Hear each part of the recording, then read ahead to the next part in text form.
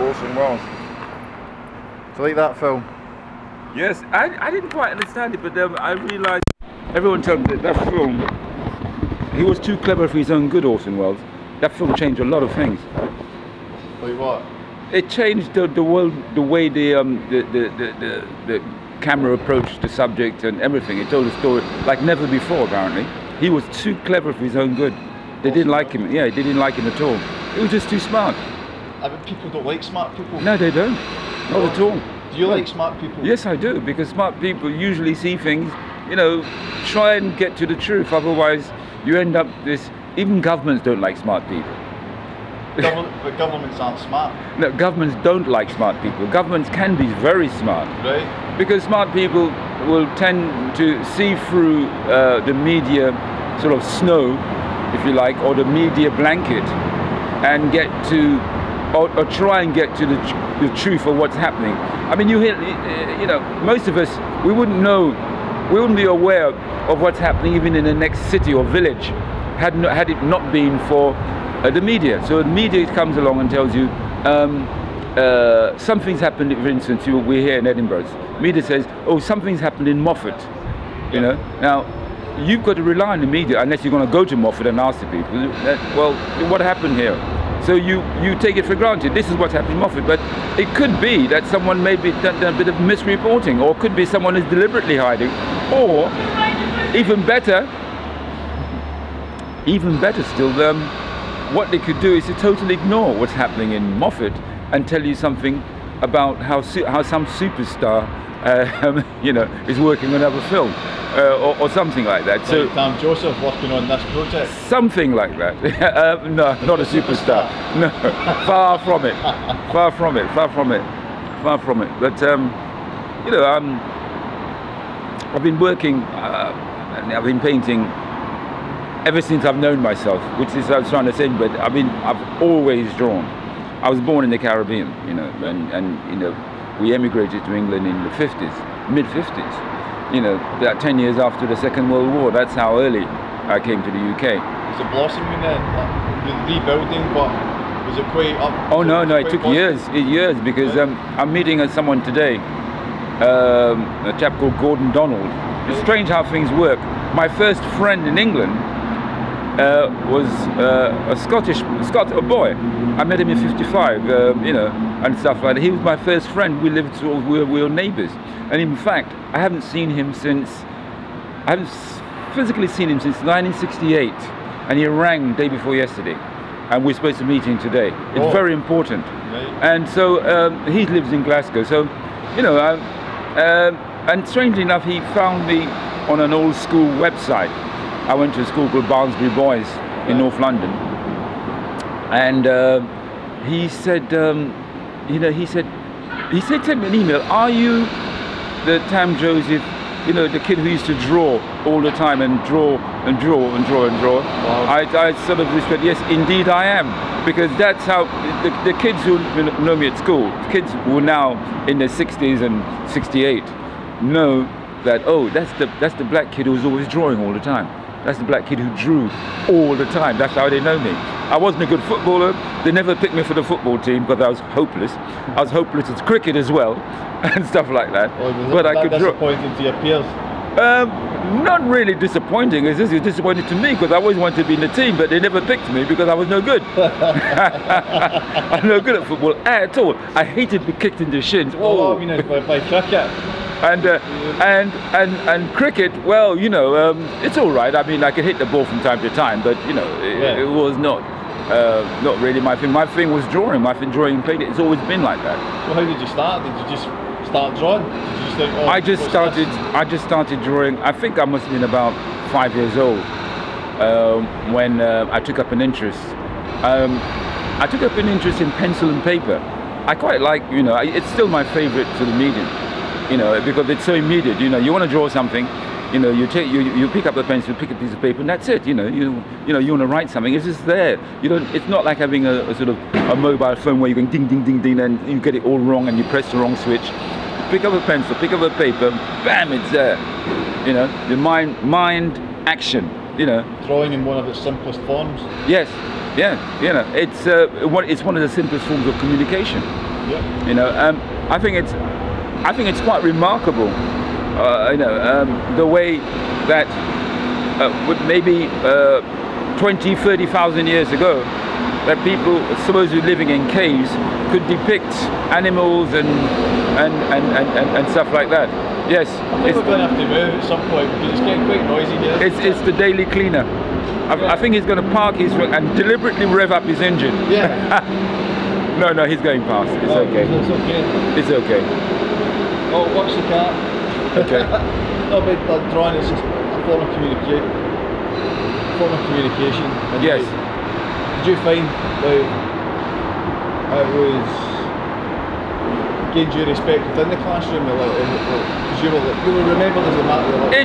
It gave me sort of respect. I used to box as well. That gave me a lot more respect. Oh, right, aye. Yeah. Oh, excellent. I was always, you know, sort of the sort of kid, you know, who was always, you know, that I was that way. I drew, and you know, I boxed, you know, because I was quick-tempered. You know, I'm still quick, very, very quick-tempered. So if I poke you, will you punch me? Well, no, it's just that I will, you know, I'll react. All right. So. Hey.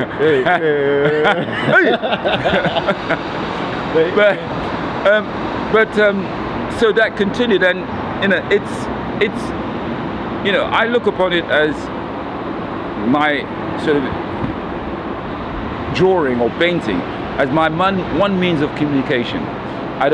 I'm not a particularly fluent speaker. I don't write very well, although I can write. But you know, I can work out an idea. If a notion hits me, but that's basically it. An idea or a notion, I can see it in here, right? And then I can work it out on paper, on canvas. You know, the notion could be some fact of life, maybe a flower or a bush or something like that. Some people have associated with a political bias, but I'm not. I just look around and I look at everything. Yeah. My mind is, I've got a sort of magpie mind where I look at things, anything of interest. It could be of natural history. I love natural history. You know, I was fascinated when I went to the Natural History Museum to see 2 million years of human habitation, and so they made these models of Neanderthal man and you know, post-Neanderthal man, these absolutely brilliant model makers. I can sculpt as well, and so that really interested me, you know. So, and also the history of mankind and near humans and so on, like that. All that is of interest. So what fascinates you most? I think the natural world actually fascinates me more. Although I'm interested in the way this image. It's a mixture of my interest in the natural world. I've always been interested in map making, always. In fact, I was the sort of kid, I went and bought a crow quill pen and a special map making nib where you had to sort of dip it in, and I would enjoy sort of tracing out meticulously the maps of the world. I sort of loved it. For me, it was a sort of exercise in concentration. So, but I didn't do it because I was trying to test myself. I kind of loved it, you know, just and stuff like that. So, so we have, you know, I learned, you know, I'm not particularly good at geography, but I mean, I sort of did geography O-level and that sort of thing. Learned where the places were. And in this case, as a kid, growing up in the 50s and 60s, I always sort of was wondering, you know, you looked at this map of the world, and there was this sort of, you know, green, and there was this pink stains everywhere, pink. Why is it all pink, you know? Oh, like, I remember those maps. You know, and then stuff like that, and then it took me a while to work out, oh, this is the British Empire. Oh, really, you know? That's where it goes, you know, everywhere's pink, you know, and stuff. So, well, you know, hey, that's where it is, you know, there's nothing what we can do. I would know that's caused an unholy mess in today, that partitioning of the empire by European powers. It's caused, you know, mess in Africa at least, and in India and places until the end of time. You know, it's just going to be a mess because, you know, arbitrary lines drawn you know, across the sand and saying, well, this bit is that's that country and that's another country. It's just completely. It didn't evolve like Scotland did. Scotland evolved simply because the Brits were just too darn scared to come this far north, and the Romans as well. You know, they're just like, oh, those guys are going to beat us up and throw axes at us. So that bit became Scotland. No one drew it in the sand. It's just that somewhere along the line you thought, we're not going to go there. We might beat them, but they're going to give us a hell of a fight. Let's take it easy. Yeah. So Scotland, you know, plus it's freezing. Yeah, and this area became known as Scotland, and you know, and stuff like that, because, you know, I guess the Romans, if they really wanted, could have come up and smashed the hell out of this place if they really wanted to. I'm going to put one out there, maybe one that you've not heard. What's maybe that? You have heard it. I actually think it was the midges that prevented the Romans to get coming up here. The what? The midges. The midges? What are midges? A midget is like a little... A midge? Oh, you mean the little, like, gnats? Like little tiny annoying flies, and they just bite constantly and they suck the blood. You've got midges here? Yeah, man. Like oh God, I didn't know that. Jesus. Yeah, I know. They're annoying. Yeah, but like, where do you find midges? You find midges normally in sort of warm areas. I mean, this is. Well, I'm going to say the Scottish midges would beat up your midges. Do you know what? I mean, I tell you, we came here earlier. I came to this country pretty early, you know, to the United Kingdom, to London. And my wife, who's from France, she came to Scotland. She came to Edinburgh before I did, because I remember sort of listening on the news, and it like, somewhere it told me, it's like, you know, weather in Scotland, it always seemed to be raining. I thought, oh my God, you know, and it's always raining here. And then like, it starts snowing really early. And like, I thought, oh no, man. You know, as a kid, I could put up with snow, but now I don't like snow. You know, and stuff. So I'm always really grateful when the winter is over. You know, I mean, thank you God, the winter's over, summer's here. But you know, it's your DNA, isn't it? Though? Yeah? You come from, like your DNA comes from a hot climate. Yeah. It's just one of those things. One has to be acclimatized to a place. I mean, human beings can acclimatize with anywhere, but it takes time, you know. And there's certain preferences. But to go back to this, you know, so part of it's my interest in the natural world, you know, the countries and so on. But then you became aware of these lines drawn across countries. Yeah, but Tam, before we go any further, I've not introduced you yet.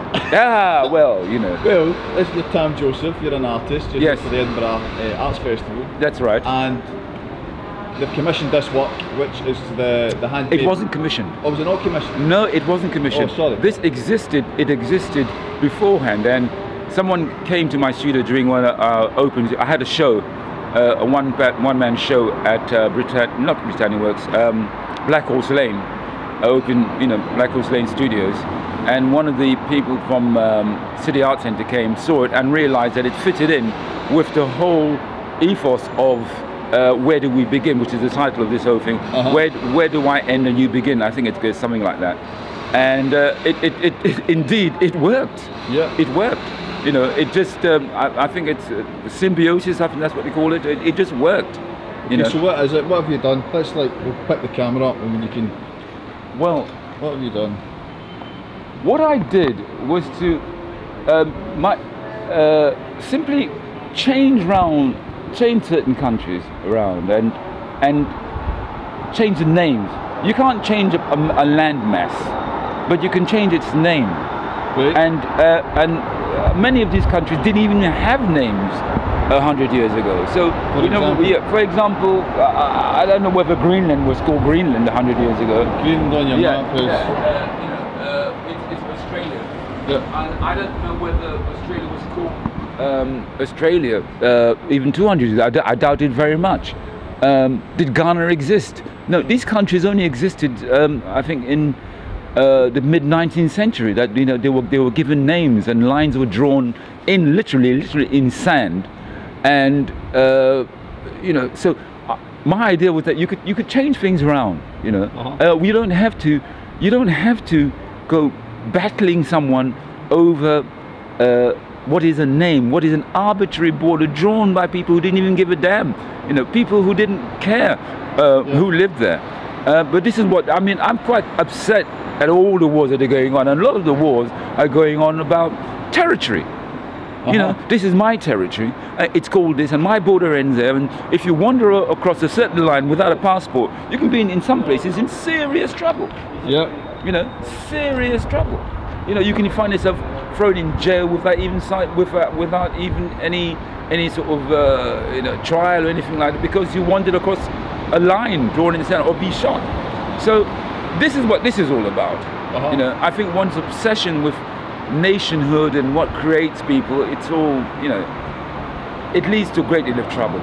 What I quite like about it is it's actually, it's a picture of reality, an alternative reality, but other people who see it, they don't get it, the alternative reality. Some people, it's actually affected people's egos of certain nations, like was yesterday, as we noticed, there's people up asking why, we had an American asking why China was America. Yeah, I think it's that's perfectly, it's exactly what I intended to happen. This is my intention, to make people think, why take for granted something that's been handed down? It's not, you know, it's not it wasn't a law. It wasn't God. It's not like a mountain range. Yeah. It's something that's created arbitrarily, literally like drawing a line in the sand along a beach. I know I use that analogy often, but it's quite important. A line in the sand on a beach will be erased by the sea. You're not going to fight over it. I mean, it'll be erased in seconds. You know, this line has been drawn. Maybe some of these lines, maybe 100 years, but what's 100 years in terms of time? What's 100 years? Dinosaurs were around for 600 million years and they've completely disappeared apart from their bones. Yeah. So, you know, a country, you know, you're going to, you know, sort of throw bombs at someone because, you know, they crossed over a line, you know? Well, you could argue that, like, territory is actually quite a primal thing, because, like, you've got, out in the wild, you've got animals marking their territory with their scent and stuff like that. You do.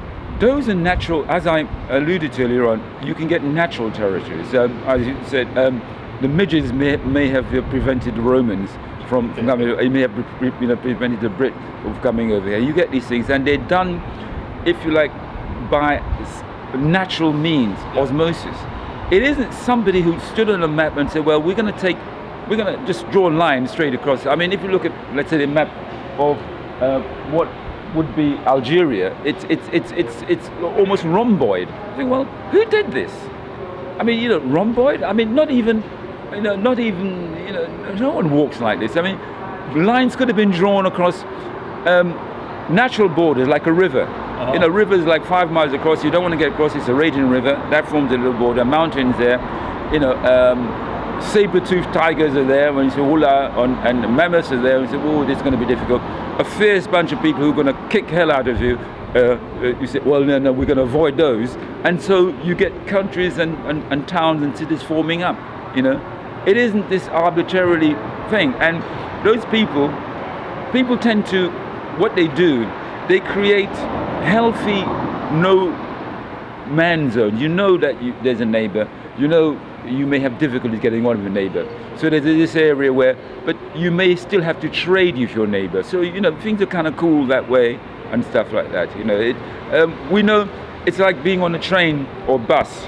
We know there's a certain distance you can stand next to somebody without that person feeling very uncomfortable. You know, we know it, instinct. If you stand too close, you think, someone's standing too close to me, I don't like it.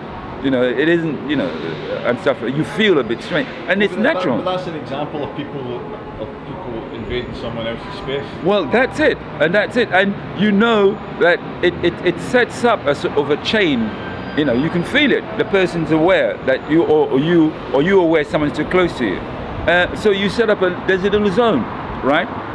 It's a different matter when that person deliberately says, I don't care whether you don't like it. You know, I do not give a damn. I'm going to smash you to hell. Yeah. And that becomes something quite different. That becomes another matter. They're on the way, they'll be going walking up the hill. They got a purposeful walk to them. Yeah. Purpose. Yeah. So like, did you actually, like, was there any planning in, like, where you actually start the countries, or is it totally random? It isn't totally random. I had to think about it very, very carefully and keep the groupings the same, and more or less the same. the main thing was getting the color. It was almost nightmarish getting the colors right, and you know, before I could start writing the names, because I know once I start writing the names, it's because you know, if I made a mistake in the spelling, it's going to be problems, you know, erasing it, or literally you couldn't erase it. You'd have to, you know, it's all acrylic paint. And in fact, because I'm a sort of visually orientated sort of person, I've noted right from a long time that the shape of what we know as Norway and Sweden, this sort of bulbous bit back there, is almost exactly parallel with the shape of Africa.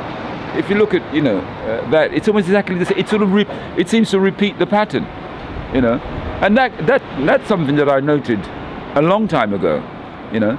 So and I think it might have triggered off this idea, you know, that how you know, that, you know, sort of, could what we know as Norway, which is in the cold, you know, sort of Nordic country, you know, it's got the same shape as a very, very hot place, you know, which is Africa, very warm tropical country. So, and I started working from there. So basically what I did was to put a lot of sort of warm countries up in the cold Nordic lands, and did vice versa, and, you know, had fun with places like Israel, which is like territory which has been hotly disputed right now, and put it over I think somewhere in the sort of South American peninsula, you know, and with lots of little countries, you know, Senegal, Israel, and I had some fun imagining, well, you could put Israel right next to Qatar and Jordan, that'd be great, and Estonia, right? Why not? Oh, but why didn't you? You know, I did. You know, it's there. You know, so.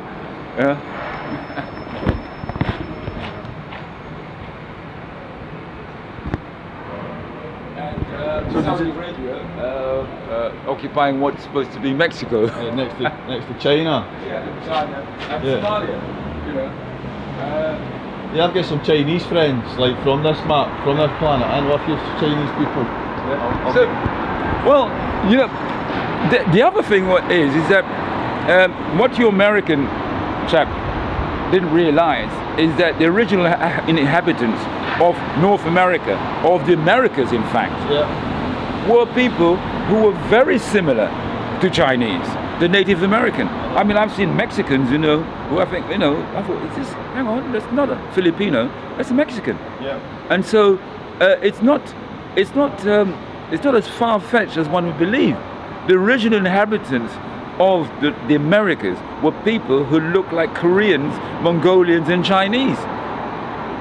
Yeah. That's amazing to think that they were there, but they're separated by oceans. And yet they were over there. Yeah. Why do you think that is? Well, the popular theory is that they came across the Bering Straits, but there must have been a hellish number of them coming across the Bering Straits, I must say, because you know, it takes time to form cultures. So you've got people coming from Alaska, and maybe it's possible, maybe over thousands of years, they work their way down, you know, through Alaska, through North America, through the sort of peninsula or in Mexico, Panama, and got as far as Tierra del Fuego, which is way down in the south below Argentina, and stuff like that. More or less similar people, but, and it's a bit like, I'm interested in natural history. Apparently, I know it sounds strange, but they say that all dogs are related to wolves, which is odd. You think that a Saint Bernard and a Chihuahua are related to the same. And look how different this is. So you've got in North America, you've got these people, you've got the plains people of North America who are very tall people. Then you've got these really short people down in the south, but they're the same kind of people. You know, and this is diversity in human. You know, you sort of adapt to the environment. So you've got a place somewhere between what we would know as Portugal, which is Sierra Leone, and Hungary or Russia, where, you know, people with blonde hair and blue eyes developed. You know, because that was the area. That's what you needed in that area. It may have taken maybe 20, 30,000 years. It doesn't happen overnight, but it takes time, and then it develops. You get those kind of people, you know. Do you think it would be like, say, 1,000 years' time? or maybe 20,000 years' time? Not technologically, how do you think the map will look then? I don't know. There'll be a lot of changes because people bring different things with them. It's in a state, and that's what's causing a lot of the problems. People can feel that things are changing, and if things change too fast, people get angry, as in the Ukraine at the moment, where like it's just gone completely bloody crazy. Israel, it's just too fast. You know, you do it at speed, you're gonna get problems. You know, you can't just overnight decide, well, no, without getting problems. You will get problems. A lot of people are going to die. What now is really the ego of the human. It's because if you take your time doing it, the human who actually wants it to happen will never get to see it happen. So. Yes, yes. Well, that's it. People want things overnight, and these things do not happen overnight. You know, it happens over time. I mean, things will solve them, but I mean there'll always be problems somewhere because that's the nature of humanity. And I think that's how the world's developed. You know, something happens somewhere, you get a natural disaster, too many natural. I mean, in areas like the Philippines, if they continue to have like tsunamis and typhoons, people are going to move from there. I mean, you know, if every 4 years you're going to get like 1 billion tons of water falling on you, you're going to say, oh, maybe it's time we move from there. Yeah. And if you move, then the people who are not getting water are not going to be very happy, but if you do it fast. But if gradually you move, you know, and so, but what happens is that it's mainly done on the speed, so you've got refugee camps all over the place. Refugees, it's like a cauldron of boiling anger. These people don't go anywhere and stuff, and they think they've been sort of imprisoned. And there's refugee camps in Somalia, there's refugee camps in Australia. I mean, in fact, one of my great, you know, my next campaign is about Australian Aborigines. I'm absolutely incensed about the way these people are being treated. I mean, you know, it's. So how have they been treated? They've been treated less than dogs, basically. They're not being treated as human beings. In fact, they're more concerned about sort of kangaroos and wallabies and koala bears than these human beings. I mean, I saw a program by a journalist called John Pilger, you know. I mean, after 25, and I first saw that it's done in 2 takes, basically. He did one in 1985, I saw that one. I mean, that was so long ago. And then he showed one quite recently. He said nothing's changed. In fact, it's got even worse. And then the attitude of the sort of like white Australians was like, that's not our problem, you know, let them die. It's like, hang on a second. I mean, this is after Nelson Mandela and all this business, and you know, and there's great concern about elephants. I mean, okay, I mean, I don't want people to be killing elephants and stuff like that for their tusks and stuff. Mind you, I did point out to somebody that it wasn't African who started big game hunting. It wasn't them. Who was it? Over here. They were one who started the whole big game hunting thing. Africans didn't go and killing elephants for food and stuff like that. They didn't need. An elephant is a difficult animal to tackle, you know.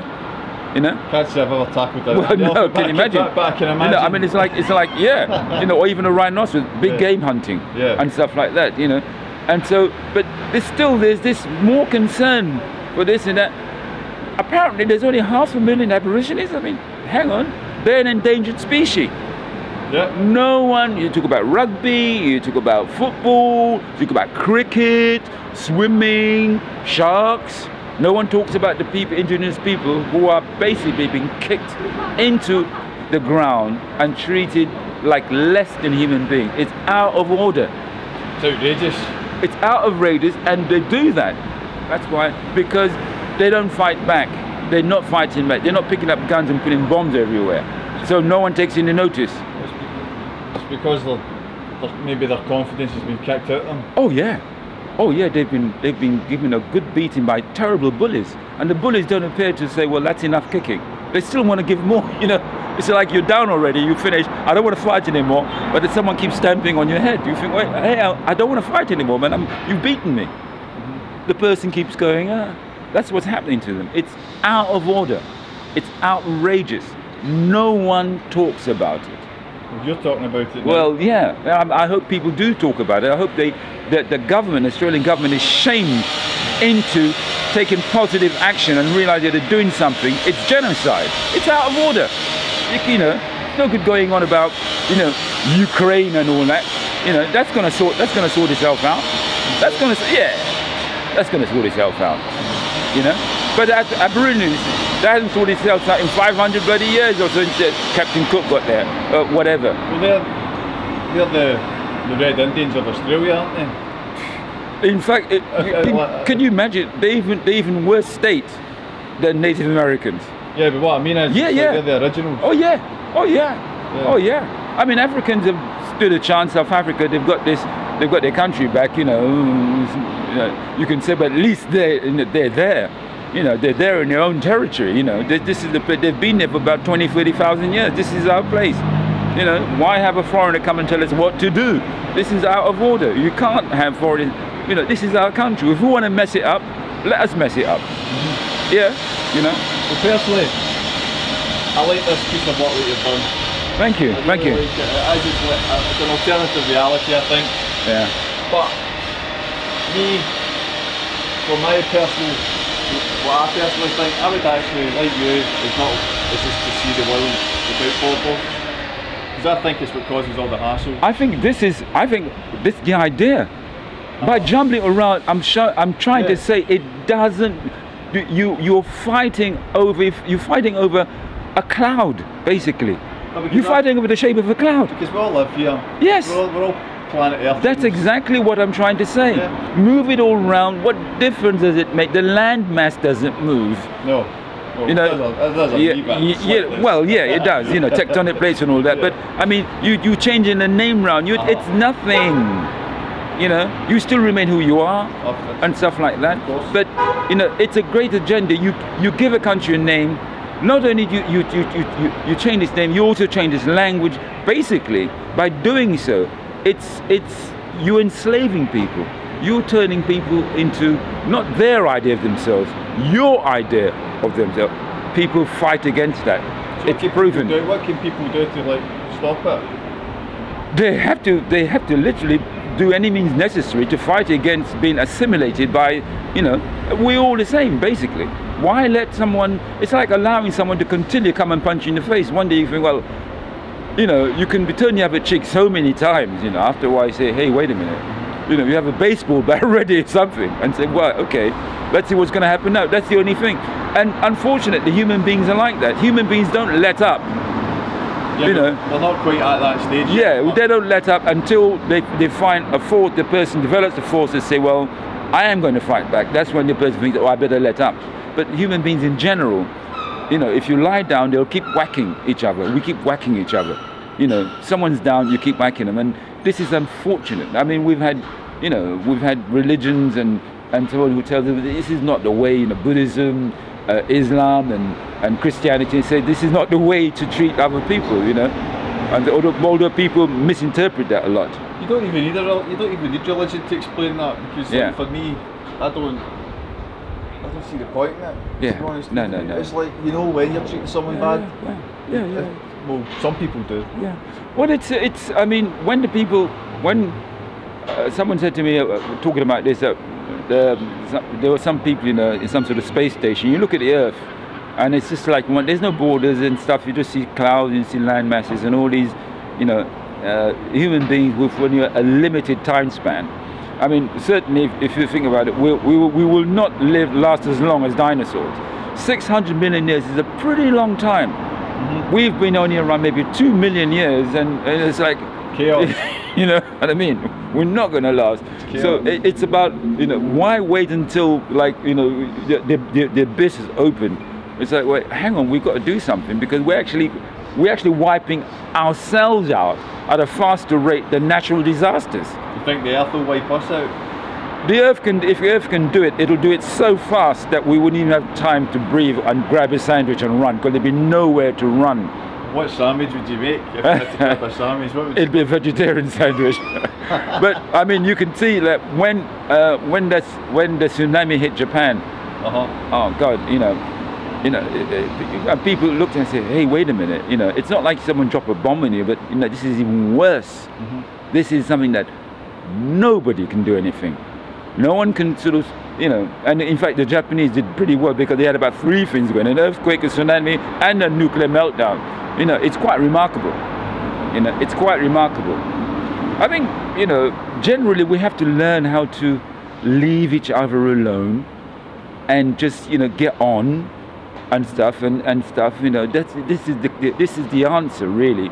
And stop trying to, you know, some people, I guess, stop trying to push your agenda onto other people and force it down their throats. Or else, which is what it is, I'm going to force my agenda down someone's throat, and if they don't like it, I'm going to beat the hell out of them until they do. You know, this is the problem, because eventually people will rise up and say, we don't want this. And they're doing it all the time. It's causing no amount of bloody problems. I don't want to be hearing every day someone's dropping a bomb on somebody and shooting, and children been bombed, the hospital been bombed, you know. Yeah. All that stuff. If I hear a tsunami is taking place, I say, oh boy, man, that's coming up. Or lightning strikes something, oh boy, nothing you can do. When you hear some guy walking into drop a bomb in a hospital, think, what's going on? What's going on? Give me a break. Tam Joseph, that is what's going on. Yeah, you know, it's just, Thank you for talking to me. Thank you very much. No, but seriously, we could play here for a good one, more time than this, but it's raining. Yes, it is. We need some breakfast. I've got to get back to the city, to the. No, you're not going. I'm not going to let you go. Okay. I've got an appointment at 1, and I hope she'll be there. Yeah, I've got to, you know. Okay, well, I've got to get a video of you. Have it over here. Yeah. This is your work. I hope I don't have tears streaming down my face. Don't misunderstand it. I've got weak tear ducts. That's all. Tam Joseph, the handmade map of the world. Yes. Brilliant. Thank you very much.